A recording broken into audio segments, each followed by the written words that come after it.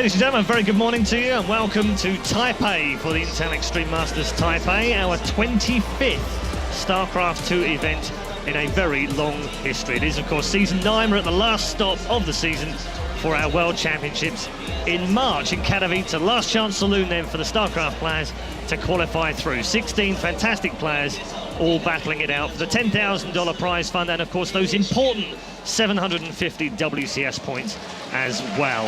Alongside me on the desk to start the day, we have Apollo, we have Maynard, and we have Sue. Welcome, everyone. How you doing? Very good, mate. Very good to be here. This is great. Yeah, it's good to have you here as well. Great to have you back with us again, Maynard. I know we've had a few ribbings about cricket and rugby, and they'll probably continue through the day, but nevertheless, it's even though England suck right now in all of those sports, it's great to have you with us. Yeah, I mean, the 4 or 5 esports fans that follow cricket and rugby as well as StarCraft will definitely appreciate the banter, Paul. I definitely think it's definitely worth bringing up on the desk. Absolutely, all 5 of them. You're right. It's okay. Yeah. You know what? You and I can go over and hash about the NFL. Well, I think Super Bowl we hasn't might happened, have Susie. It might have to be a post-Super Bowl thing, because I might actually run out of ammo after Seahawks beat the Patriots. Wow, and so it begins. In Control is already spinning out of control. John, let's blow the cobwebs off. Let's talk about StarCraft, because it seems to have been a while. San Jose last time we were involved, of course, and I know winter break's been good and everything, but it's great to get back, isn't it? Yeah, it's been very refreshing, not just for me, but for the players and fans as well. There's been a 6-week break since the last big StarCraft tournament, and now it's 2015. It's the first big event of the year, and a lot more to come. Yeah, absolutely. Right, let's take you through the schedule first and show you what's coming up over the next 4 days, because we do have 4 more days of StarCraft 2. If you were with us yesterday, there were some terrific bracket games going on in bracket 1 and 2, and we have our 4 players through to the group stages, which begin today. We'll start with Group A and Group B today, and other matches that we don't cover will also be on our B stream with Roddy and Nate. Tomorrow we'll move on to Group C and D. Saturday we'll see the quarterfinals, and then on Sundays we will have Championship Sunday. It won't just be the NFL Super Bowl, it'll also be the Intel Extreme Masters Taipei Grand Final and semi-finals as well. Our 4 groups look like this. Groups A through to D, it's the usual suspects through. Group A, Sen, local hero, Polt, CJ enters hero, triple winner of the Intel Extreme Masters, and Hyun, all, of course, premier winners at one point or another. Group B has Classic, past them, the only European remaining after Snoop crashed out yesterday, Rain and Czech. C sees Sand, 4GG, Life, the world champion, and Solkey, who came through from the brackets yesterday. All 4 of those have a premier title between them as well. And in Group D, if that wasn't enough to whet your appetite, there's Maru, Hydra, Parting, and True. Honestly, there are times, gentlemen, that I look at this, and lady, that I look at these 4 groups and think, holy Moses, we're so lucky to have these great players in here. Yeah, Group C and D stand out the most. They've got players that we haven't seen before in the Intel Extreme Masters. They're players who are on form right now as well. This, you know, we said almost at every StarCraft tournament, this is one of the best we've seen. And to be honest, this is one of the better ones. Yeah, it's weird, isn't it, Mayno? Because I know you watch a lot of these and the qualifiers online, and even the qualifiers are, well, to be blunt, they're bloody hard to get through, aren't they? The Asian final, especially for IEM Taipei, was ridiculous. Yeah. I mean, a lot of these players lost to incredible people that you would never expect to be like.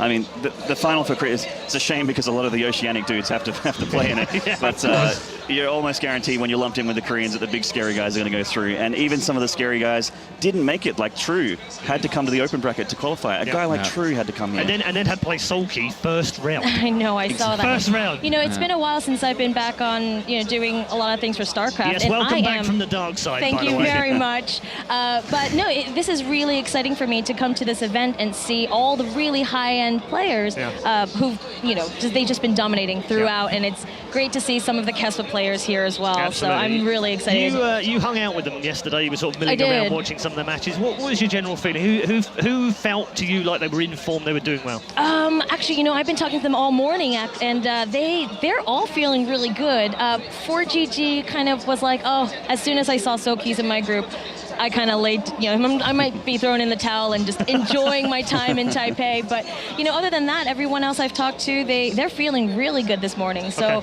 I don't know, got some great games coming our way. Yeah, absolutely. Just before we head into talk about Group A, Maynard, who stands out for you? I know you watch a ton of StarCraft. You're a fan. I am a fan. Who stands out of the 16? I mean, there's a few, but is there one that really, you know, you think, for me, it's a Terran, and it being his debut in an Intel Extreme Masters, Maru is the guy that I'm looking at today. I really want him to do well. I want him to be in the final. I'm assuming it's probably going to be against herO or Life. But I want that final badly. As a fellow bro, Terran, I'm with you. As a Terran bro, as a dude bro, Terran. Absolutely excited to see Mario. What about you, Sean? I have to agree, he's definitely one to look out for, but there's 3 players that stand out above every other player in this tournament. It is Mario, and it's also herO, naturally, at the Intel Extreme Masters, and then it's Life, who's on fire right now. He's a BlizzCon champion, he's qualified and doing well in GSL and in Star League, and he's a key player in Pro League as well. Are you not cheering for the love of your life, True? Well, if I want to be realistic, I have to say those 3 names. But True made it out of the open bracket again. Yeah. It's his 3rd time out the open 100% bracket. rate, man. 100% rate, because he's played in 3 IEMs now, and he's 100% win rate in the open bracket. And today is the day he will also advance from group stage for the first time. I was going to say, because every time he's done that, he's done the hard work, and then he hasn't been able to go any further, so he's disappointed, hasn't he, every other time? And really unfortunate, the last 2 Intel Extreme Masters he's played, and he lost to Snoot twice. Yes. This time, he's going to knock out Parting to move on, so it's going to be really good, because Morrow's definitely going through in Group D, but True's going with him. Okay, before we go any further, let's look at Group A's bracket. This is what we're going to be playing through this morning. We'll start off with our feature match, which is Polt versus CJ into herO. We'll talk about that in a moment. But also the local man, of course, from Taipei, Sen, who the last time he was here in Taipei actually won the title against Hyun by winning 4-3 in the Taiwanese Open. So there's a little bit of form between those two. You can watch that one on Group B. As ever, it's dual tournament format. And of course, the winner goes automatically through from the upper, and the lower will also advance to the quarterfinals, which will take place on Saturday. Right, let's turn our attention to game 1. Polt versus CJ into herO. Now, they've got form, these two. They've played each other 4 times in matches, Sean. Polt's only won 1 of those, but vitally, it was one of the only times that we've seen herO lose at an Intel Extreme Masters. But it was all the way back in Sao Paulo. I don't know even if you can put any weight on that anymore, can you? That's a year ago now. It's pretty much 12 months ago since that happened. It's, for me, looking at this, I have to 100% go favourite towards herO. herO's on form right now. He had a big loss recently in Star League against Life, but against Terran, he's an absolute menace. His Blink Stalker play, his Oracle play, he's so tenacious when he approaches Terrans. And Polt's been looking shaky recently. It took him 3 attempts to qualify for WCS America, a region that he's been dominating over the last year. 3 attempts in a region that doesn't have any Koreans really anymore in it. I have to go herO. This is I'm gonna say again, in conversation this morning, I was talking with Polt a bit, and I mean, he was the first guy here practicing. But he's actually betting on herO to win as well. and it kind of made me sad. It might be mind games. We don't know. But he was like, herO. If you say IEM, it's CJ herO. And so how can I go against that? So I'm not sure exactly, what his thought process is under this. I mean, he might just be here for the experience, but he might have just said that to me to throw me completely off and then wreck face. I mean, we don't really know, do we? All right, Maynard, you're the Terran expert here. Come on, let's see some support for Polt. Surely, expert is very generous. but in terms of where he's been, Sean's right. His last couple of months have been poor, but he's Polt, for crying out loud. He's won 6 titles. He is Polt, and being Captain America aside, this isn't America anymore. This is a very, very scary bracket with some very scary players. And I'm not going to lie to you guys, I'm tipping herO as well. Oh, herO plays week in, week out against the best players in the world in Pro League, Star League, and GSL. He played Flash recently, and sure, Flash hasn't been on form, but he showed the blink into DT. You can go blink into DT without taking too much of a gas hit against Terran, and it looks so scary, and he pulled it off so cleanly against one of the best Terrans. He's in a slump, but he's still one of the best Terrans in the world. And, I mean, Polt, what's he done? Recently, he's been playing in Zotac Cup. He didn't do so great in the qualifiers. I mean, the guy just doesn't have a lot going for him at the moment, I'm sorry to say. Okay, if we take herO out of the equation for a moment, and we almost assume, as Aligulac does, by the way, that he will dominate the group and go through in first place, is that second place up for grabs? Does Sen have some local support behind him that might take him and carry him above Hyun and above Polt? Or does Hyun come into this naturally, maybe he secures that second spot? For me, Hyun is taking second place more than likely today. There's been a recent surge of Zergs beating a lot of Terrans recently. There was a phase a couple months back where Terrans were beating Zergs, but it's gone back in favor of Zerg again recently. Hyun's had a break, and we know that Hyun is a guy who travels every week, but he's also just come off the back of the Christmas period where he's had 6 weeks of not doing anything, really. And I think he's in pretty good shape as well, being able to come through the open bracket yesterday. Sen, You know, the last time he played Hyun, and the only time he played Hyun, he did beat him. But that was during the period where Hyun was traveling all over the world to every continent every other week. I think this is today where Hyun steps up and advances through. Okay. You know, I'm going to have to say Hyun as well, especially because knowing Sen, he hasn't really had much experience playing against a whole lot of Koreans. You know, that's true. Koreans as well. Yeah. And so I'm thinking, and Hyun is used to these international tournaments. He's been all around the world, like Sean has said, and I just think he'll be in top form to be able to take that second place spot. I mean, we shouldn't forget, of course, that Sen is massively experienced. I mean, he was at BlizzCon in 2011, top 4. He was at the Battle.net World Championships in 2012. I think he finished top 4 as well there. Yep. So he's got some form. He knows what these players are about. I mean, I take your point. You've all said it. He doesn't play Koreans every day, but there's something about him, surely. You can't just turn up to his home event and go home after 2 matches. I'm afraid I think that's actually what's going to happen here today. I'd be very surprised if he's able to make this win. For me, if he does it, it's a massive upset if he's able to take a win today. You know, to play devil's advocate then, you know, we're going to go ahead and say he is the first foreigner to win a Premier Tournament. That's not Korean, right? Yep. And also since December 2012, yes, the only foreigner. That's a long time. Which is a very long time. Last one being and Snoot, also, you're right, he is hometown. You know, there's all these fans behind him. He's kind of comfortable here. I'll play devil's advocate and say maybe, but All right. I don't think it matters how much Sue a little bit. I don't think it matters how much experience you have if you aren't as good as the rest of the players. Fair enough. All right, one last question before we go over to our commentators. Map pool has changed, of course. New season's worth of map pools. We've got 4 brand new maps in there, 3 that have been seen before. Overgrowth is like, it's the Frost of Season 3. It's the one we all know and love and everyone plays it. It's been played 21 times yesterday alone. The next 2 most popular maps were Catalina and Deadwing. No surprise there because they're familiar. What do you make of the new 4 maps? Do you feel like they've maybe helped Protoss a little bit? Just very quickly, because apparently we're about to go into the game. I think it's very difficult to say right now. We haven't seen these maps used in the professional set yet until today. They've been used on ladder, and that's kind of it, so it's hard to tell at the moment. All right, okay. Well, we'll pick that up afterwards. For now, though, we are heading over to our commentary team of Kalaris and Todd for Game 1. Day 1 of Taipei was fantastic here at the Intel Extreme Masters with the open bracket, but with the round of 16 now starting, it's a whole other level of talent. herO versus Polt to start things off on day number 2. What are you feeling, Todd? I feel like this is maybe one of the best matches to get into the tournament with. Really 2 players who are household names, big fans' favorite, and we're already into the game. That was fast. All right, let's get into things then. Game number 1 of day 2, as we have spawning over on the left-hand side of the map, it is CM Storm's Polt. And down to the bottom right-hand corner are red Protoss representing CJ Entus.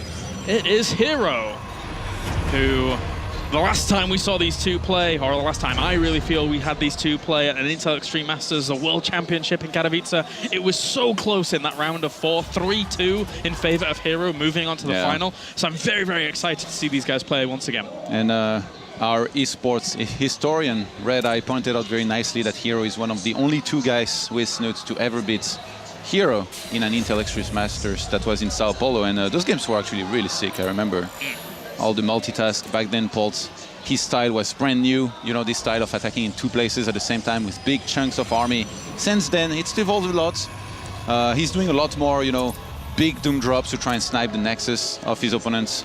And I'm pretty sure that's what he's going to want to look to do here. But the thing is, up against somebody like herO who's just so good with Blink Stalkers and resorts to using them almost every single game, it's going to be so hard to find a hole in the defense to drop and do damage. Yeah, this is a good map for him to start on as well for herO, just being able to use that kind of blink play with a lot of surface area around the main base. Polt, though, is opening up pretty darn greedy. And at the same time, herO is keeping an eye on the edge of those rocks pretty fast in this game, so he wants to make sure no Reapers are going to be coming from that direction. Actually, herO is always gone for, like, you know, those very nicely placed pylons, and lately he's even evolved that. You know, he just played Flash recently in Pro League, and his second pylon was a very Zest-ish pylon, you know, around the ramp of the natural to see any kind of Reaper hopping up that one ramp to be able to maybe help protect, spot whatever Reaper could come up there, or even units later on. And the third pylon is always in a position where usually he goes for the Twilight. So, for example, if I had to guess this game, I'd say it might be to the very right of his main base. Okay. And if you know that as Polt, it makes it interesting because you already kind of know, you know, if you scout with an SCV where the pylons are, where to scan to try and see exactly what you're up against. But up against Flash on Overgrowth, he went for a Dark Shrine behind the middle line of his natural, which is very, very hard to spot. And if you don't see it, and you don't have any turrets, or in this case, even flash at the turret at the natural in middle line against Oracle or DTs, he got the DTs dropped in the main, sniped the tech lab, cancelled combat shield, so, and then from there, it's very, very hard for a Terran to be able to do well. So Polt is gonna have to be careful. I talked to him about this game, and he told me that he saw it. So he knows what hero's capable of in terms of opening Blink, plus possible Dark Templars as well. But it's interesting that you bring that up, because one thing that Polt's doing here with the command center first is that technically he doesn't have the opportunity for Reaper, so getting in there to see earlier pylons to know where to scan later on does hurt the idea of being able to spot things later, which is kind of annoying. herO trying to poke in, at least he sees the CC first opener, so he knows what he's playing against at this point. If we're talking purely stylistically, herO is the guy that almost always opened with Blink and Blink Stalkers, and Polt is the guy who came up with, I guess, what at least I like to call the anti-Blink Stalker build. Exactly. Where you go for 3 barracks, get a lot of bioforces, then you make sure that not only your opponent cannot do that much damage, but you can also punish Greed and maybe a quicker third than otherwise. So that makes it very interesting when these two face off, just to know that they can go for this and that they, their style.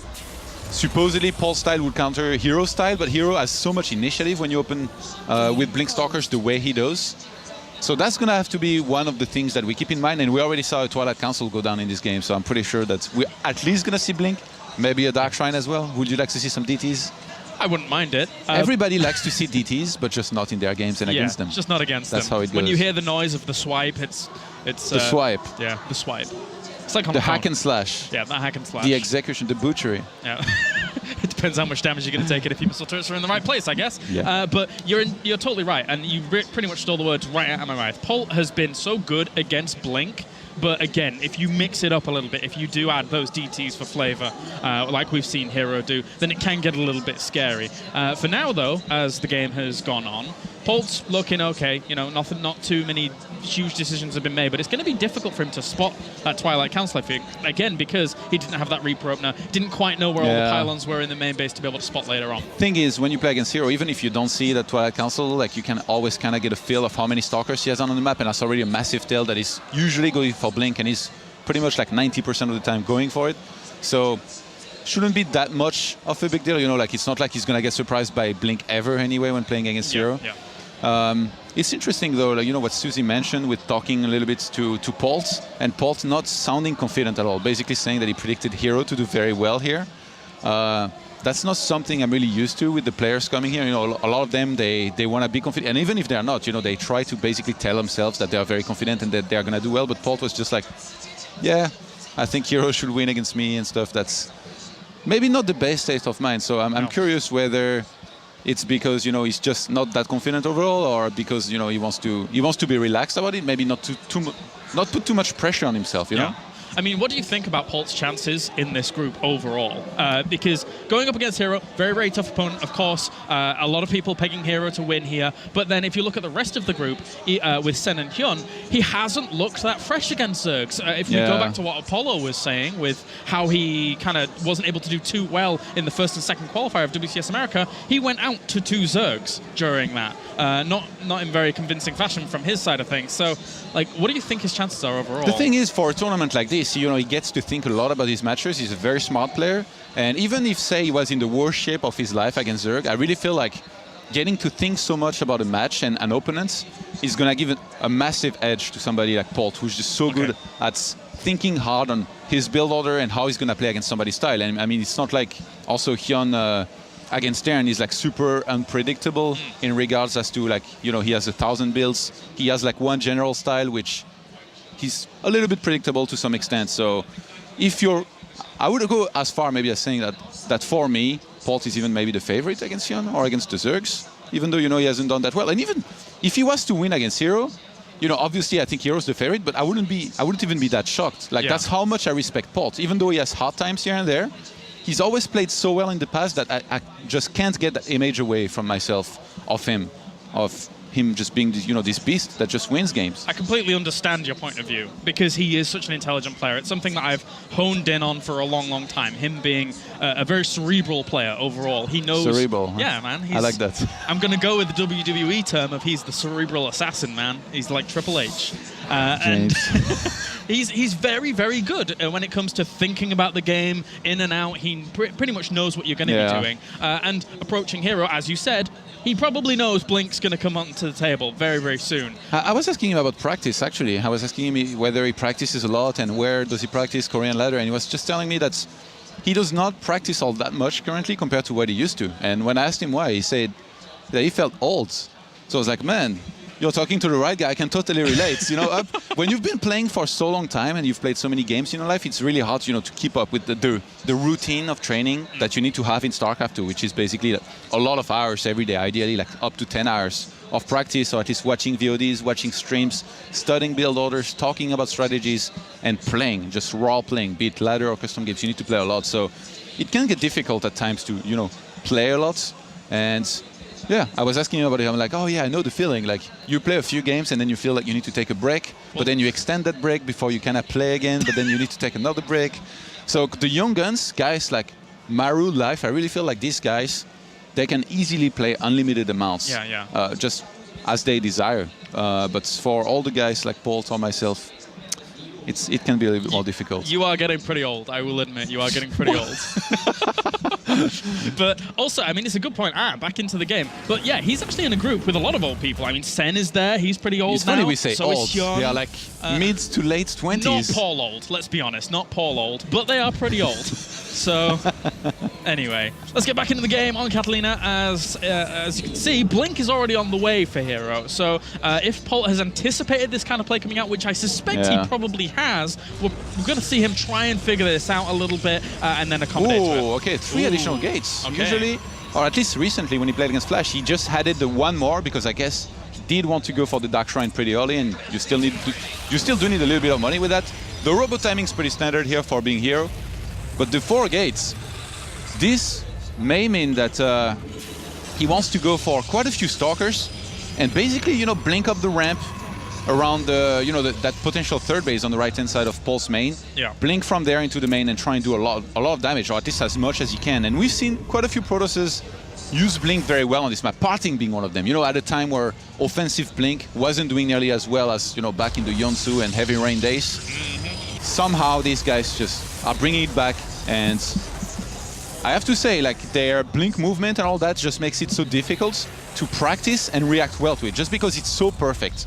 They will always blink up there when your army is not ready, as the Terran trades Blink cooldown and shields up against, you know, costly units. Ooh, and that might be a little bit misleading considering he doesn't see too much out of his base right now. He saw a Robo as well as extra gases going down. Of course, still, you know, hey, look at the reaction though. He knows his Blink. He like unloads the bunker and goes into the main. Yeah, he's positioned himself really well on the ramp to make sure that he's between those bases so that he can bounce back and forth if he sees them. Even sees a few Stalkers outside. Really good scout there by Polt to be able to anticipate an aggression that's on the way.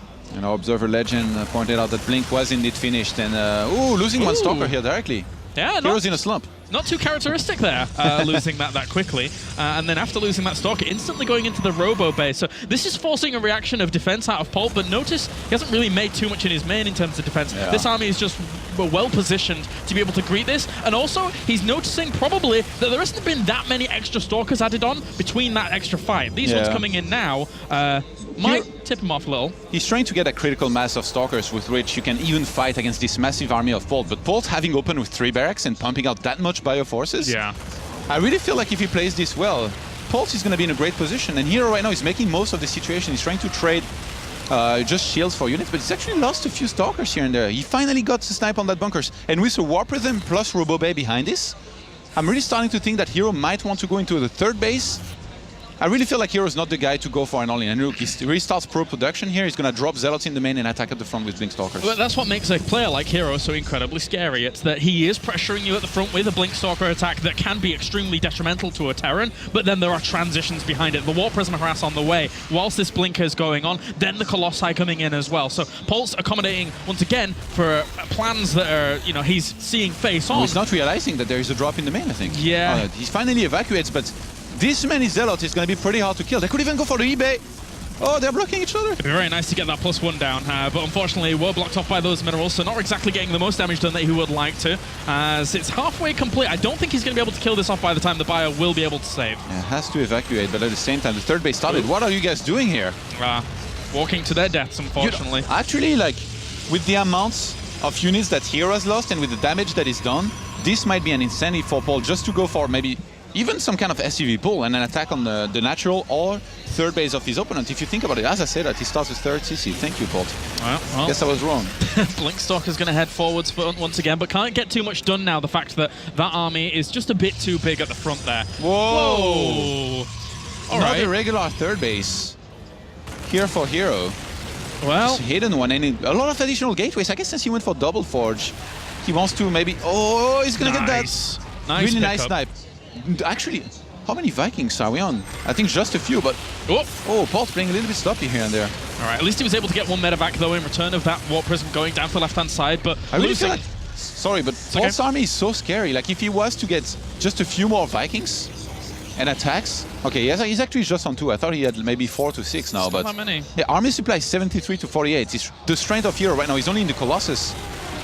Blinks forwards, trying to kill off a few of these Marauders as well. Few force fields, actually. So he does get a little bit of that bio on the retreat out, but Polt saves the majority of it. Good blink forwards to take out one of those medevacs on the retreat out. And now this base is eventually going to become an issue because Polt is going to poke forwards, eventually see that there's still no third base and be like, well, I don't really think if I can push forwards because all of his money's been going into this. But if that base is to come to fruition properly up to the top right-hand corner, that could, oh, well. Why not? herO. Because herO. he can. I guess so. Because he's Protoss. He's got to be careful there. That's a lot of investment Yeah. into 2 Nexus that aren't going to pay for themselves for a little bit here. So if Polt wants to press the issue, I suppose the 3 Colossi against only 2 Vikings are really holding ground for him at this point. I don't think I saw an Armory. And because of the way, you know, Polt has been a little bit sloppy here and there with his units, he's got quite a few Medivacs and Marauder snipes. I feel like there is a chance that here he might go for a timing with just enough Vikings to counter the Colossus. Maybe even an SCV pull. Wouldn't you be let's theorize a second. Wouldn't you be careful against someone who you don't know is on 3 base yet here? Because they could have like teched into something like Stormy. I mean, he doesn't have a Ghost Academy down for anything like that. Of course, it's not there, but he's just playing, you know, the assuming game. He's assuming that behind this, you know, there is going to be a lot of Colossus in any case. And I think he saw up to maybe 2 or 3 earlier when he moved out. So he knows that if he gets enough Vikings here and he goes for an attack, it's going to be so damn strong of an attack. And I really feel like this is what might happen. Even though usually Polt doesn't really play like this. He's more of a, you know, doom drop kind of guy that we try to snipe the Nexus here and there. Well, he's taking his gases on his third base as well during all of this. So 4 Medivacs, man. Oh, moving around the right-hand side as well. Polt has always been very, very well known for those kind of counter-attack based styles. This pylon that was added on so long ago is going to actually have a little bit of play up to that Oh, he's going to base. load it up and go for the main here in a second, I think. And pull back around the natural. Well, seeing how far the army is out of place, it would be He has perfect. to drop. It would be great. He's sure why he's taking a not little doing bit it of yet. damage, but The thing is, if he scans for the main now, herO's going to realize what's up. And herO's actually just heading on home right now. This feels like a little bit of a bait here by herO. Maybe he was thinking about attacking, but upon seeing that chunk of army here, he probably realized that Polt, if he sees that your army is out of position, he's going to drop your main, or he's going to drop one of your bases and go for the Nexus. So he pulls back home, and now he's waiting for Polt to drop, in which case he's just going to try and crush whatever it is that he's dropping. And herO must have so many probes by now. Oh my god, like 4 bases. Just 66 actually. Yeah. Okay, he spread out the probes very well across those bases then, I guess. it's interesting that herO took no extra gases on his 3rd or 4th base. With the Templar Archives coming in now, he might be a bit gas-starved across all of this, unless he adds some in. But I think he just wants to make sure that he maxes out. He realizes that he's behind on supply, and actually look, oh my Very god, far. 153 to a max out Terran. It's gonna be so hard for him to hold. He needs to get a lot of charge lots and Archons. 2-2 is gonna complete before the attack though. This is interesting. I don't think he had any observers really on, like any perimeters of his base to be able to spot anything Here because we he was go. so focused on the Robo. Recall comes down to try and save this. One Colossus already falls. So does the second one. Really nice pickups here There is by no Polt. Stalkers to stop the Medivacs. Yeah, he can just go wherever he wants. He's just gonna get out, and at the same time, this massive chunk of army without Medivacs actually is attacking the 4th base. But this is a great position here for Polt because if any Colossi come forwards, those Vikings are going to have a really nice spot to gun them down. This Nexus ends up falling. Thankfully for herO, he has one up to the north, but this is not the position he wants to be in at all. He is really up against it. So far down in supply, Polt it's going to has be very difficult. so many Vikings. They're getting sniped now. He needs to be careful. He needs to defend those ASAP. He's gonna go for the attack and close in on this Colossus. He could just starts push it. to 2. He could just push that army. The Vikings are now way away from the Stalkers. the They're being Stalkers. zoned down by the bio. This is a perfect opportunity for him to gun down the Colossi, sky back that Zealot force over there as well. This is difficult, very difficult. herO is plummeting in terms of supply. The bio is chasing down the gateway forces, and he's even in the main dropping as well. So Polt has played this game out very, very well, and herO's composition just didn't work out at all during any of these positions that he tried to get himself in. Very difficult. Losing the rest of the Stalkers, Colossi is going to fall, and Polt is going to be able to take game number 1 here. Pretty handily, actually, I would say. Pretty handily. Another Nexus is going to fall as well. Yeah, I mean, nothing herO can do at this point. He's trying to stay in the game, but basically over. He didn't do any economic damage. He suffered so much losses, and I can't believe he had such a hard time maxing out. Like, Polt's macro was so insane this game. Never missed a heartbeat. I don't know if I liked herO's game plan in this game, I'll be honest. Let's talk about it after the game's finished, because herO... Well, it is finished, Kailas. I mean, yeah, okay, it was finished a little bit ago, let's be honest. I don't know why this is continuing on, but there you go. It doesn't matter. The point is that all of herO's attention was focused on Colossus, no observers to be able to spot things on the edge of his base. That drop forever was just not noticed up to the top right whilst that was going on. Do you not think he could have branched out to Templar Archives with extra gases on other bases and then used the Robo for a little bit of observers as coverage to be able to spot what things were going on? I really think that in this game, hiding a base the way he did it is just not that useful. Like, you can do that when you're either very far behind and you think you need to do something like this to come back, or you try to do it very early on, but then it's a big risk and gamble. But in this case, I really could have seen this game just developing into a standard one. Like, he was doing a few damage here and there. He could have just taken a standard third base, tech to Colossus, have his Blink Stalkers in defense, and then just kept on upgrading and later on did the timing. Like he did against Flash in Pro League. Yeah. He was even behind in supply against Flash, but he did well, you know, with the standard gameplay and timings. I don't know why he played any different here. Oh, well. That does it for game number 1 here for the first series of the day. Join us after the break when we'll have game number 2 from Polt versus herO.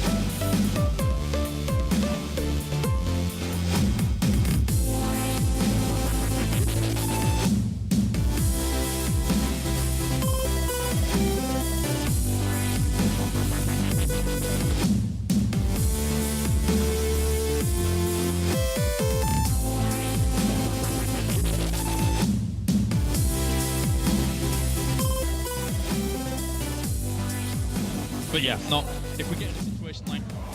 All right, welcome back, ladies and gentlemen, to the Intel Extreme Masters Taipei, as we now get into game number 2 here. And it's going to be Inferno Pools, which I am extremely surprised about. I really wasn't expecting to see this map too often. You know what, James? Okay, what?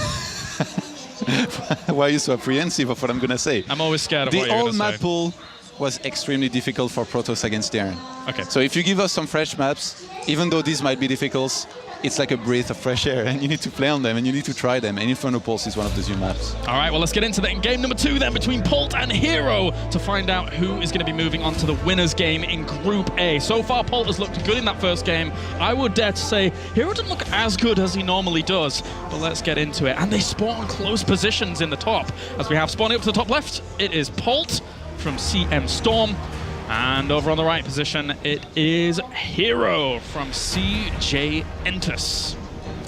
Man, that last game, really like kind of still thinking about it, like, and like the way that herO, you know, took that third base, went into the double forge, and then still took another base, because it kind of feels like it wasn't, you know, really well prepared. Like it wasn't something like he was planning on to do before the series started. He probably went with it, you know, on the go. And then after going for that hidden base, he realized, oh, if I stay on 2 bases for too long, it will become obvious that I have another base, so I have to take this one. But then it didn't really make sense because he took a really long time to get these bases up and then saturate them. And I mean, from there, just his macro slipped up a lot, you know. He was lacking a lot of minerals. Polt was spamming mules. He never had to scan basically a single time ever. Like, he saw the Blink Stalkers, that's all he needed to know. And yeah, he just had too much army supply. It was insane. Maxed out when his opponent was on 150, that doesn't really happen usually. Yeah. You fall behind in supply, but not that far behind. It was an interesting situation to be in. And speaking of interesting situations, I think just in general, the spawning positions that we've found ourselves in here on this map are very, very interesting. Technically, it's a really big map. Played on it a few times. But when you get these horizontal positions, you're in for a very interesting time. He's not going to spot the command center first. He's going to go into the main because that's how just the scouting path works out. But in terms of Blink on this map, like with the super wide natural for Terran, it's pretty big. You know, like the old school build where you go for Blink and then you go up to 6 or 7 gates and you all in. On this map, it would be, I think, so good to go for something like this. Yeah, potentially. herO may be thinking about something like this and like already scouting for the command center. He's just going to cut gas mining and go for his own Nexus. Yeah, so it's very difficult for this game for these positions ever to go past the idea of 3 base versus 3 base. I don't suppose we'll even see herO go there too avidly, too quickly. He'll be much more happy to put on a little bit of pressure. There is a lot of room, as you were mentioning before. It's like Daedalus Point, man. Just like a massive ramp. Yeah, that's to wall off. Like, I remember all the funny threads on Reddit. Like, we found out how to wall off this map and they put like 2 CCs and bunkers and like barracks. Yeah. And same for Protoss, like Nexus. Not only that though, but for Protoss on the opposite side of the matchup, the natural and main bases are actually really, really big. So it makes Photon Overcharge a little bit harder to really get its full damage done if the Terran is skirting around the edges of the map, the edges of the bases.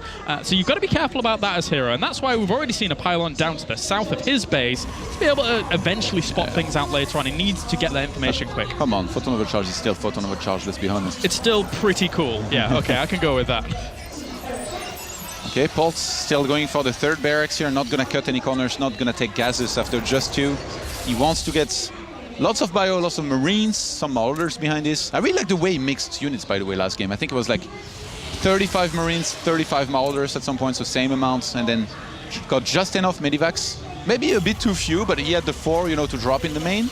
And a ton of Vikings against the Colossus of herO. He just played so well against that one style of herO, which is supposedly one of the strongest styles that you can play overall in Protoss versus Terran right now with the Blink into Colossus. Well, for now, Polt's going to head himself out with a little less CV. I don't think he's really seen too much just yet, has he? I don't recall if he's even scouted. But regardless of that fact, herO has been playing pretty, just normal. He got the Nexus, he's getting his 2 gases down in his natural and going into Robo, so foregoing the idea of Blink for now to go down a more stable mid-game route here is herO. With the Sentry, interesting. Usually you almost always see something like, a few Stalkers. Like, usually by the time Wargate completes, you have 3 Stalkers, but that's because you're scared of like aggression, and possibly with like some Widow Mines, some Hellions, and Medivacs. But in this case, he scouted the command center first, so that made him so confident to basically just chrono boost out probes. I don't think he even made a single additional gateway yet. I think he's still on 1 gate, so he rushes for that Robo Bay. There's going to be a lot of potential for some kind of cheeky Colossus drops or Colossus 2 base all-ins or just quick Colossus in general. And look, he gets the Warp Prism. This is going to be a single Colossus drop, which usually is followed up by an all-in on a lot of gateways with 3 Colossus and Thermal Lens, or 4 if your MC's, big head build. Big head build. It's very, very fast in the end. Going all of this off 1 gateway, pretty greedy in essence, and well, herO could potentially do a lot of damage with it. How is Polt buckled down? Right now, he's just playing normally. If you think about it, with all the dead space that there is around the natural of Polt here, there's going to be so much potential for flying around, dropping the Colossus, doing some damage here and there, getting out, and at the same time, with that massive ramp, again, if you go up, you can go up that ramp very easily with lots of forces. Actually, the Robobay gets sniped very... Scanned, I guess. Sniped in a way. Sniped by the scan. Snipe scan. And having the info of that, Polt already can start thinking about the possibility of getting attacked by maybe a Colossus drop, and especially later on by an all-in timing. Yep. And that's a lot of gateways going down as well here. So the initial harass of the Warp Prism down to the bottom left. followed up by big gateway pressure with Colossi. He's got to be anticipating this. There's no other real idea. He went so far out. Yeah. Like all the way around. Really doesn't want to be spotted. By the way, back at home, there's not going to be much here for hero's defense. Oh my god. And this is what I mean by the natural being huge. That's a massive army. That's a massive chunk of army moving out right now. Like I said, photon overcharge is photon overcharge, but there are limits, Scalaris. Even when he gets up the ramp, the photon overcharge only really hits the very edge of that initial natural base. So he's going to have to position his army so carefully when going up against this army. At least he's got a Colossus to hold him down, but he's going to have a second one soon as well. Steam pack and combat shield just completed. We're at the 9th minute mark, and Polt is going to move in. All right, so one of these gateways is going to get scratched out quite a bit, but he can still move back if he wants to. He's actually positioning his army pretty well. Catches just a few of them with force fields, but takes down one gateway. I guess there aren't limits to photon overcharge after all, with some sentries and one Colossus. But Hero forgot to use his War Prism here for the longest time. He could have just queued. Imagine. I mean, he didn't load it up with any Colossus, which is weird in itself, but he could have dropped some Zealots. That means he would have had a few less units back at home, but he did fine anyway with just the sentries and Colossus that he had there. And it's a bit weird. These 3 Colossi are going to hit at a time where the Starport's only just finished. And he's the second Starport is about to be churning away. So at least he's going to have 3 Vikings on the way at any time, but it's already 3 Colossi walking across the map. It's just 2 right now, but the third one I think is about to come out and rally across the map. 10th minute mark. Yeah. It's fast. Hero is going to have 3 Colossi, 7 Stalkers, 6 sentries for Force Fields and Guardian Shield. And he wants to bring down that bunker. He does very fast. I would like the Colossi even to be hitting a lot of the other units here. Getting some of these Marines, does catch a few of them. A few SCVs coming off the line as well to try and buffer against this. If the Marauders could get to the back, but they can't because the Time Warp's slowing them down. Having just Thermal too much Lance. has died. Having Thermal Lance is such a big deal here. I really don't know how Polt could hold this without like mass bunkers or more Vikings, but he really didn't have that many Vikings in the first place. He's pumping them 3 by 3. This attack really didn't buy him much time at all. And he's going to have to pull the boys now. Yeah, mass bunkers is a cool idea because it does buy time. At least you can be able to repair that during all of that. But even picks on one of the Colossus with the Warp Prism to keep it alive. This is just a massacre in the end. And even these Vikings are going to end up dying off to the few Stalkers that were warped in from the Warp Prism that was able to pick up the Colossi. And that was pretty much very one-sided. Hero with a great engagement, great choice of plan. Polt saw it pretty early, but was not able to deal with it. He's going to lose a little bit more of this bio as well as the last Viking falls, and he has no economy left at his natural. GG, game 2 done, as Hero ties it up 1-1. You know what's crazy?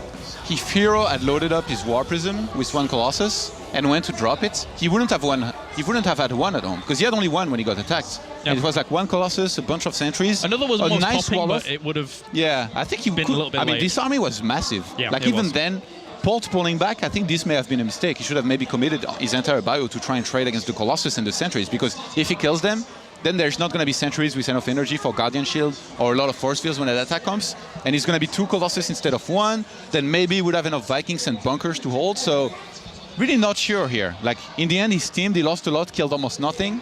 It just didn't seem worth it the way he handled the attack, and Hero just punished that immediately. I wonder if that War Prism was meant to be scouted to maybe scare Polt. It went pretty far out. Yeah, maybe make Polt think that he could actually attack with his bio that he had, in which case you have the Colossus back at home, you're golden. Yeah.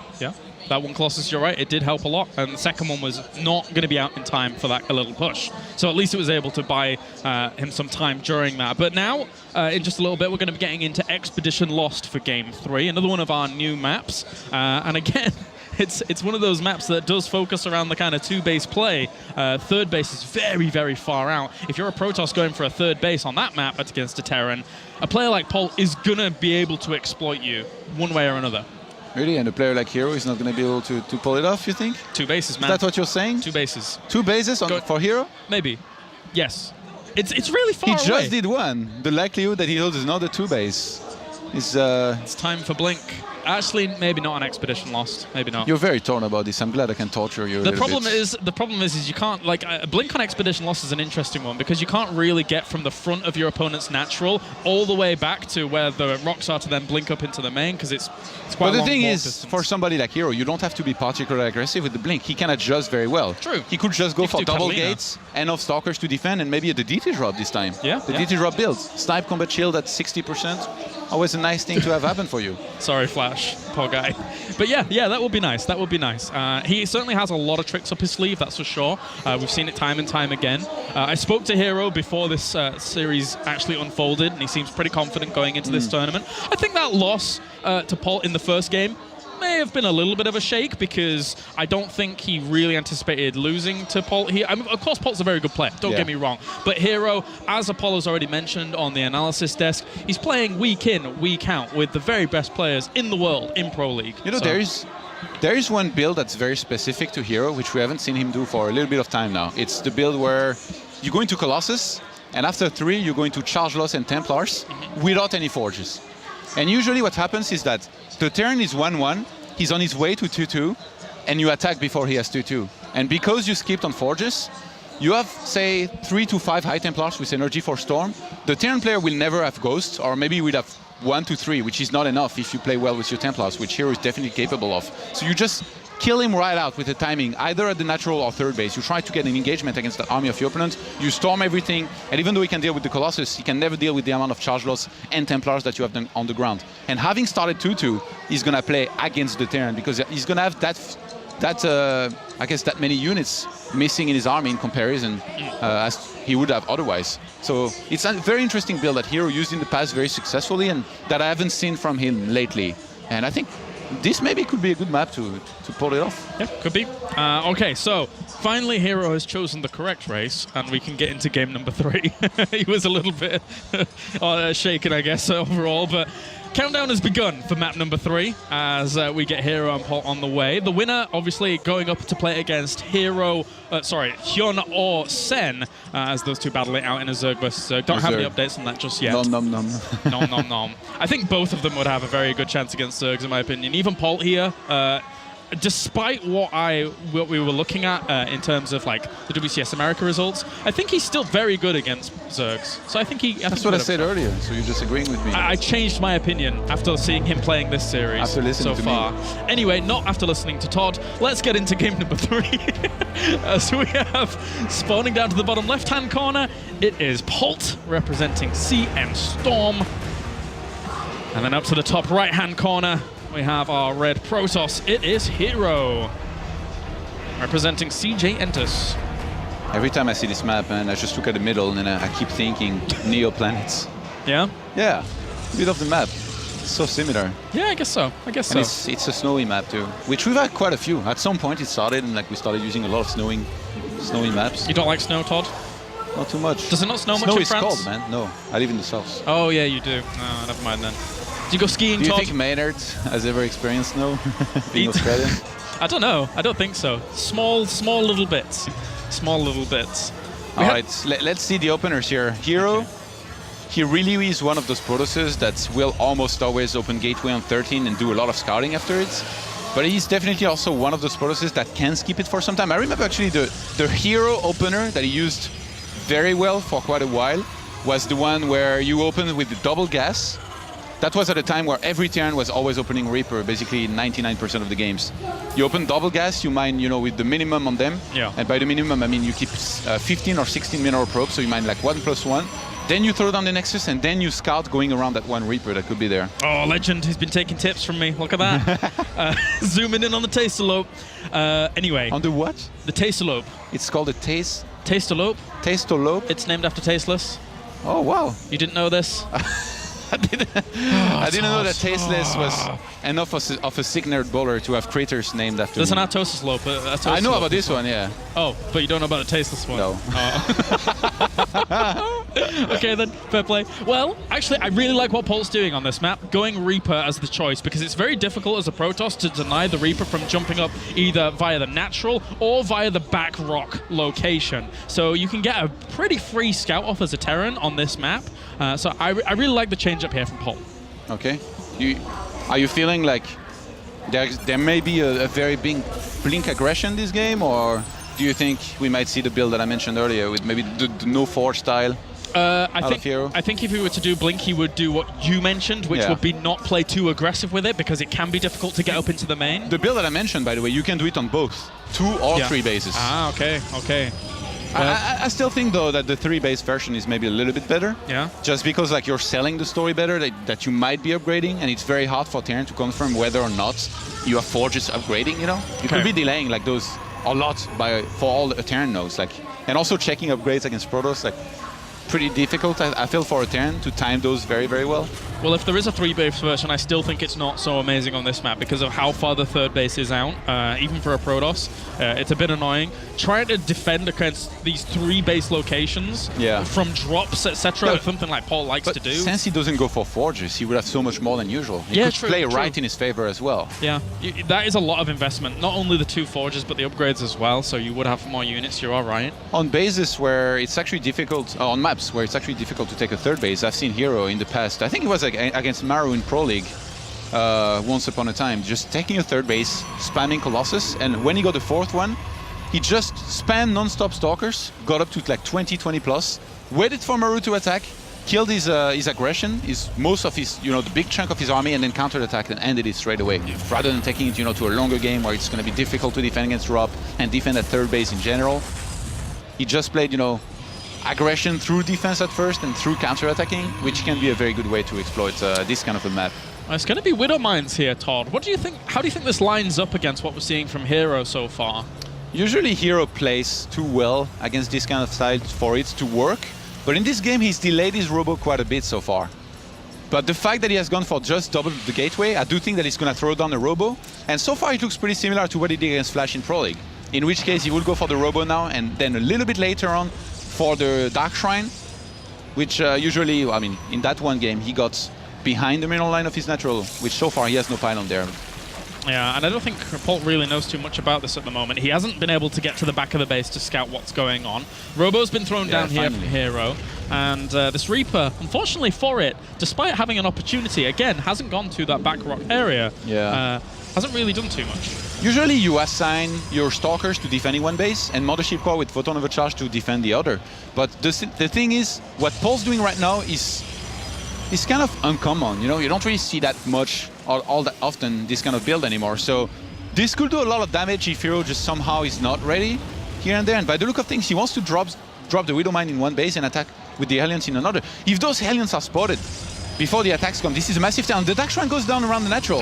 So this is going to be the tech lab, the anti-Flash build, let's just call it that. Or the build that beat Flash once upon a time in Pro League. Well, at least there's 2 Stalkers positioned there to try and do a little bit of damage to this medevac as it enters the fray. But only 2 Stalkers to defend in the main. He really needs to see that medevac coming, otherwise it's going to be that much more difficult to defend. Catches the Reaper, and this medevac is going to take a bit of damage as it flies on in. The Hellions might have free entrance into the natural. I think there is some Stalkers around the natural, but this shouldn't do much. Observer finished just at the right time. The Hellions come in.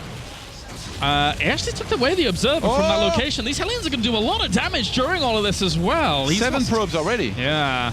So 8 gone down there. But again, he could have cleaned up the Widow Mines a little quicker. He actually, he found his Observer that he'd moved with the probes. So at least he did get that finished up in the main. You know what's funny here is that canceling the Dark Shrine, I don't think is even good. Like you need to let it finish just because it's come a long way. Like it's got so close to finishing, and also you don't have to use it. Well, that's one of the good things about it. And DTs are still like fairly cheap to some extent, in mineral and gas. Like they're not a massive investment. Like getting one DT, getting it sniped, not doing any damage wouldn't be the end of the world. And he knows that with that Dark Shrine. I'm wondering if Polt even thought it was a Dark Shrine at all, because he doesn't have an engineering bay down and he doesn't have missile turrets on the way. So he may have thought it was a pylon during all of that. Possibly, yeah, I guess. And because there's no reaction. We'll see if he saves any scans. Yeah, exactly. Because right now he doesn't have energy for scans, so he just threw mules down a little bit ago. So I think he may have thought it was a pylon during all of that. To me, it's kind of out of the question just because Polt is so good that he would not see that. But I guess you have a point. He's getting the eBay only now. Yeah, it's a little bit later than I was expecting considering all of that, but one bunker's going to fall at the front. That's a nice pick off for those Stalkers alone. DT is walking into the natural. The APA isn't finished yet. It's not finished. He's about to have some scans here. Defending the first 2 DTs very convincingly is very important because then you can get turrets up and then you're completely safe. But 3 SCVs have died. At least 1 more is going to fall here. At least it's nowhere near as much damage as we saw being done previously with herO versus Flash. But he's preventing mining time too. Yeah, exactly. He is actually losing quite a bit of mining time. herO's at 1,300 against 840 at the moment in terms of minerals, and he's getting damage done. Yeah. just like he did against Flash. But you know what? In that game against Flash, Flash was going for the third base, which by the way could have been killed very easily. But in this game, Polt made that third base in a more safe location around the natural. It's now completing into an orbital, so he doesn't take really critical damage. He's 51 probes to 49 SCVs. And even though the third base is going up for herO, like having the double forge like this and taking as hard as he is behind this, there's going to be a few timing possibilities for Polt to go for an attack and do a lot of damage if he wants to. But at least the Dark Templars, even though they didn't do massive amounts of damage, they did deny the income for a little bit, it allowed that third base to get up, right?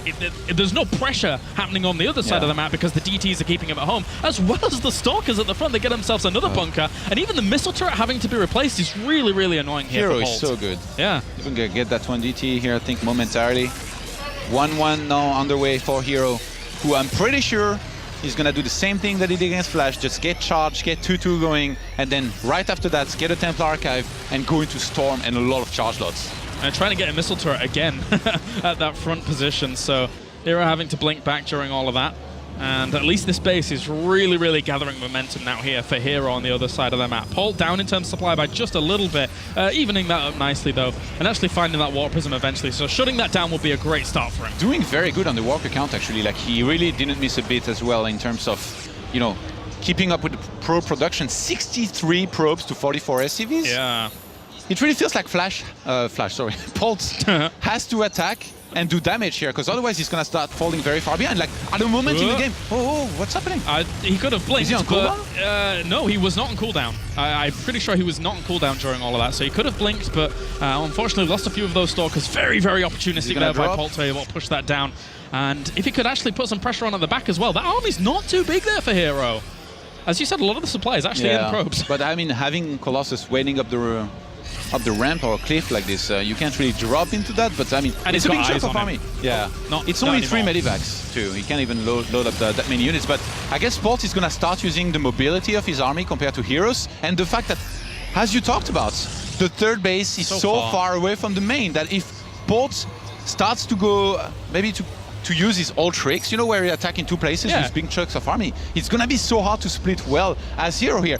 All you have to do as Polt here is do like he used to do on Heavy Rain. You scan for observers, you deny vision, you make sure your opponent doesn't know how big your army is split in places, and then you're gonna do a ton of damage. And look, 2 massive chunks of army setting up to attack on the left and right hand side at the same time. This base layout is Poltland. It's his theme park. This is what he Poltland. This is what he does. He does this. He's done it for so long. He splits his army up so well to hit these 2 locations. He greets you at the entrance with a Captain America outfit. He does, and he's got candy floss and everything. It's brilliant.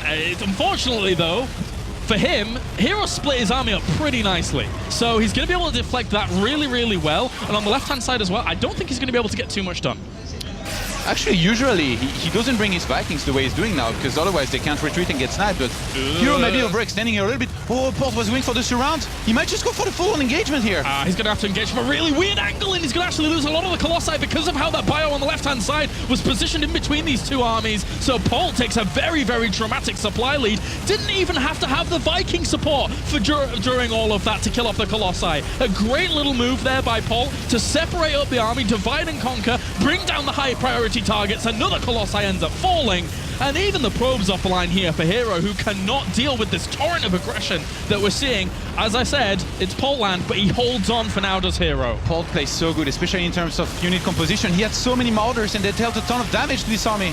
They has to drop the scan there. Unfortunately, those Dark Templars for him are just a little bit too much to handle. He lost 12 workers during all of this, but that basically only evens up the worker count here. He should definitely have pulled back. Like 50 SCVs to 61 probes is definitely like better than the situation he was in before. Like he kind of overextended with that last attack, and he lost a lot of army because of it. And herO now, he's ahead in supply. He's still okay in this game. Even though he lost quite a few probes, he still has enough to basically keep on producing a lot of units, and even gets an additional robo to maybe increase his Colossus production. He realized that he sniped a lot of bio. There's probably not going to be enough Vikings, especially since Polt lost medivacs as well. He has to remake medivacs. It's going to be very hard for him to get enough Vikings to deal with any kind of good Colossus count that herO might go for. So this could be maybe a game-winning move here. And I don't even think there's 2 stop us. I think there might just be 1 here.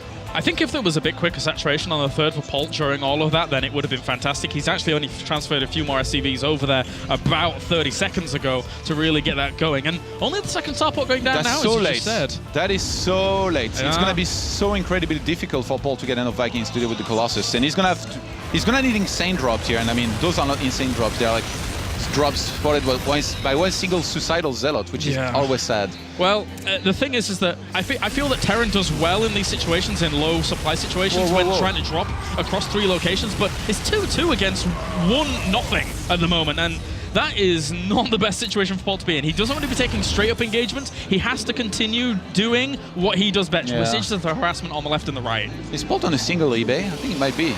Yes. In which case, I think you would just get the attack behind this, and herO kind of I really like the way herO moves out, fakes an attack, kind of hopes, I think, that Polt will try and go for a drop, and then he's just back at home immediately. I never thought of that in the past.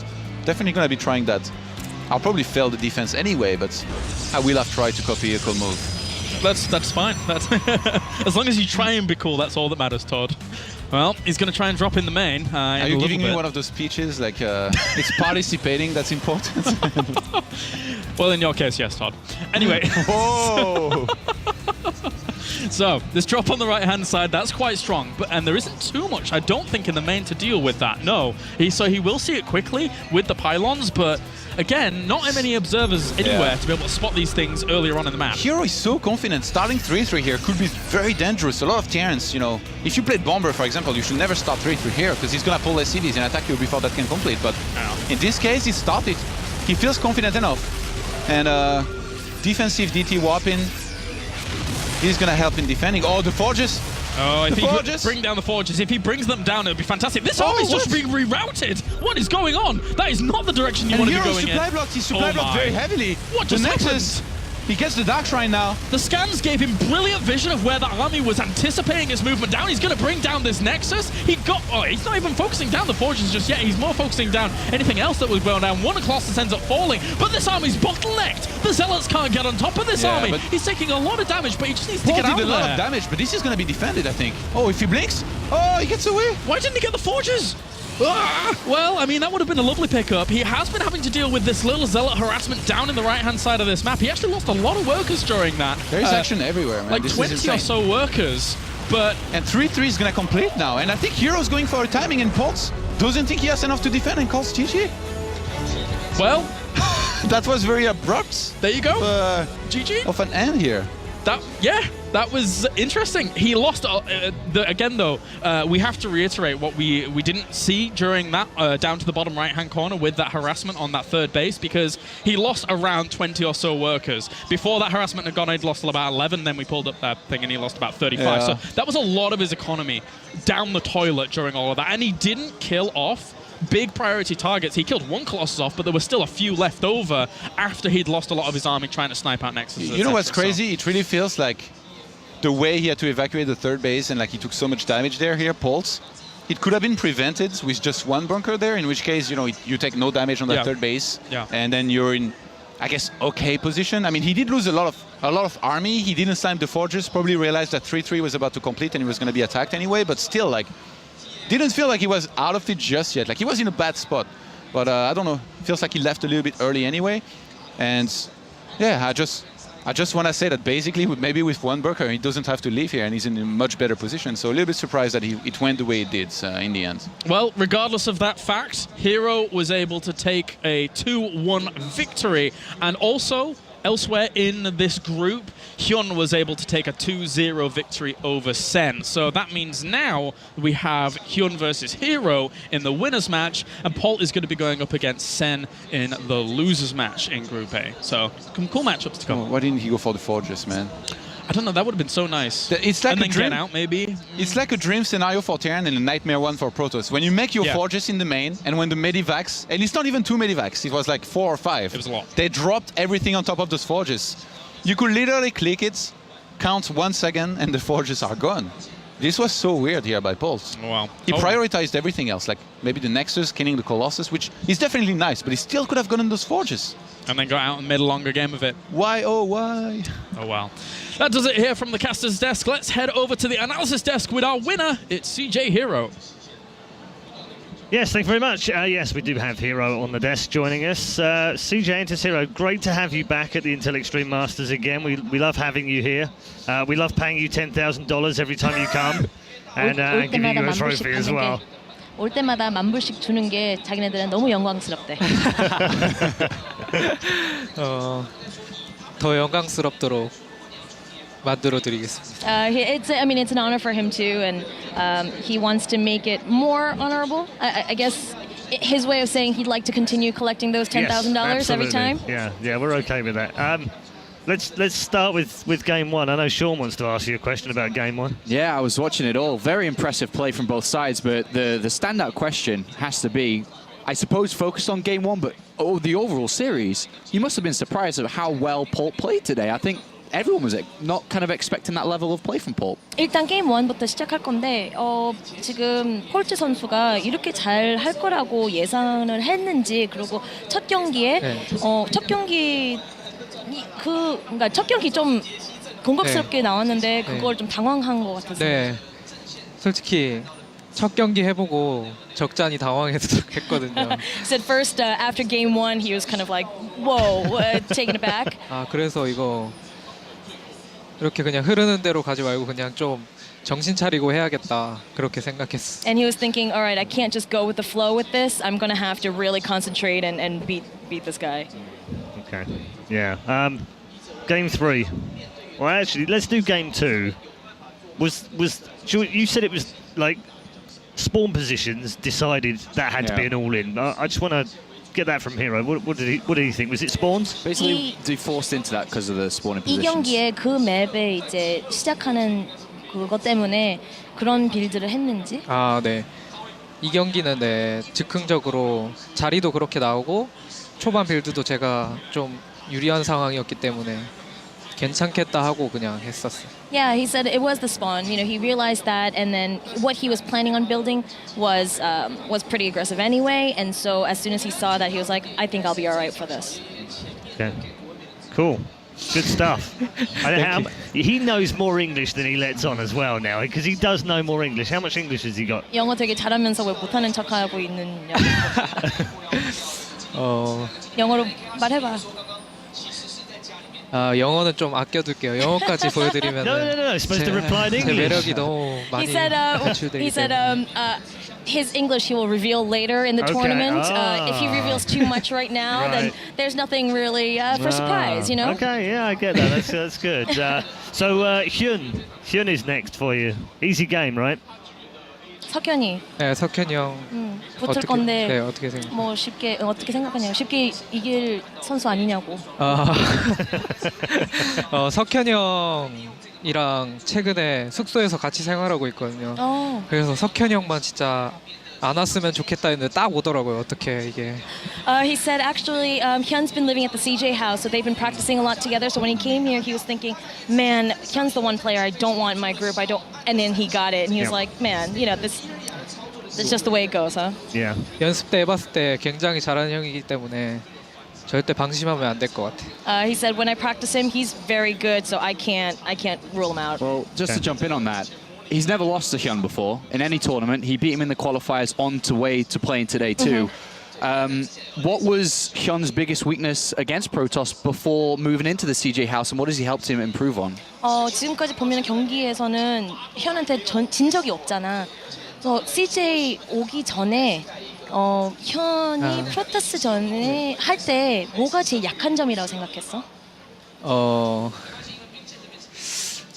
그 오기 전에는 일단 석현 형이 공격적인 게 좋기도 하지 장점이 될 수도 있지만 단점이라고도 생각했기 때문에 네, 생각했어요. When he first came, he thought Hyun's very aggressive style could be seen as a good thing, but he actually kind of saw it as a weakness as well.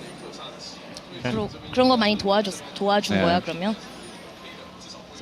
숙소에서 딱히 도와주진 않았는데 I was like, so I asked him, did you help him with that or a little bit? And he was just like, well, we're living together. No, I didn't really help him all that much. Try not to. 저희 숙소 와서 그냥 전체적인 기량이 많이 는 것 같아요, 석현이. But just in general, coming out to the CJ house, he feels that Hyun has definitely increased in skill just by practicing with everyone. 그래서 석현이 형 경기도 기대해 주셨으면 좋겠어요. So don't expect too much out of him. They want you to also expect great games out of Hyun too. Okay, absolutely. Yeah, definitely. One quick question, then last one. Intel Extreme Masters, you've now won 3. 지금까지 세 IEM을 이겼고. Is this going to be 4? And are you going to be able to win the World Championship this season? Is that your goal?